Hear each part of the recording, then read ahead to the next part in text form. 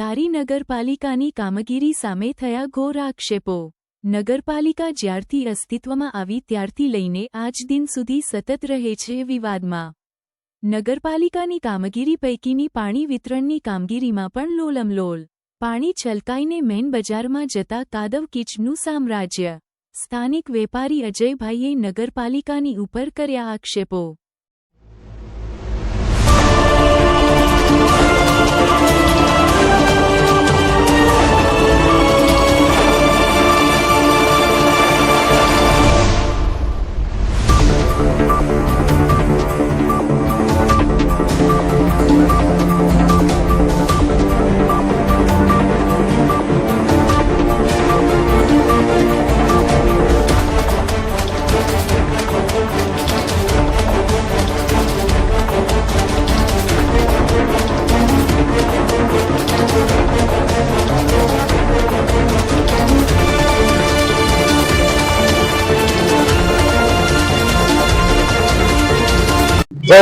દાદા ધારી નગરપાલિકાની જ્યારથી થઈ છે ત્યારથી ધારીમાં સ્વચ્છતા છે જ નહીં એમ કહો ચાલે।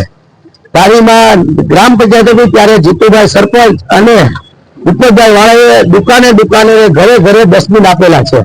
ધારીમાં ગાડી બી ફરે છે પણ ડસ્ટબિન ની અંદર કચરો નાખવાની તકલીફ નથી લેતા। એનું કારણ કે ધારીના જે કોઈ હોદ્દેદારો છે એની પોતાની મિલીભગત છે।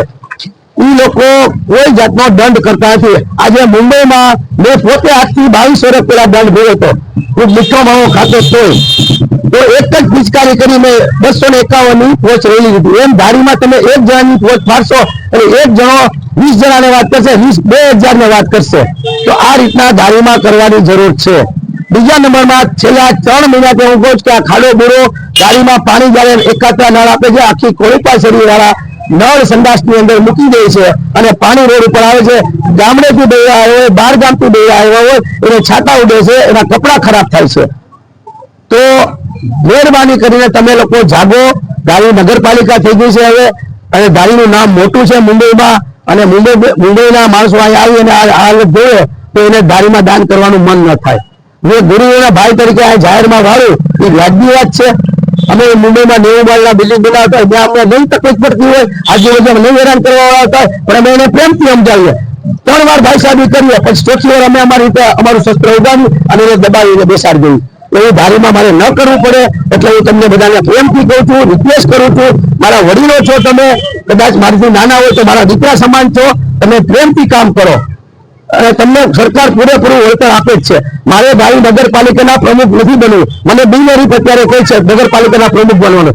જો હું નગરપાલિકાનો પ્રમુખ બનીશ તો મારો મગજ બહુ કડક છે, સમજી લેજો। મુંબઈ બેઠા ધારી નગરપાલિકાનો વહીવટ કરાય પણ તમને બધાને ભારે પડી જાય કર્મચારીને। મારે કર્મચારી મારા નાના ભાઈઓ છે, સમજી લેજો તમે। એટલે પ્રેમથી તમને કહું છું, હું ધારીમાં જે 18 માળના બિલ્ડિંગ 9 બનાવ્યા હતા એને બદલે 20 બનાવું છું। જે મારા 20 બિલ્ડિંગ બનાવતો એની તાકાત કેટલી હોય, મારા 2 ગુરુ બાજુમાં છે, જોઈ લેજો ફોટો તમે મારા ગુરુનો। અને અમિત શાહ જો ગુરુદેવના પગે પડતો હોય, નરેન્દ્ર મોદી સાહેબ પગે પડતા હોય અને અમે આમંત્રણ આપી અને એ આવતા હોય તો તમે બધા મારા હિસાબમાં હોય તમે સમજી લો।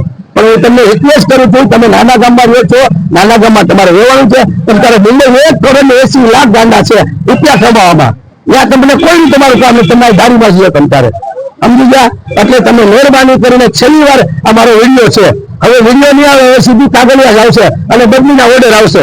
જય ગુરુદેવ, જય જીને।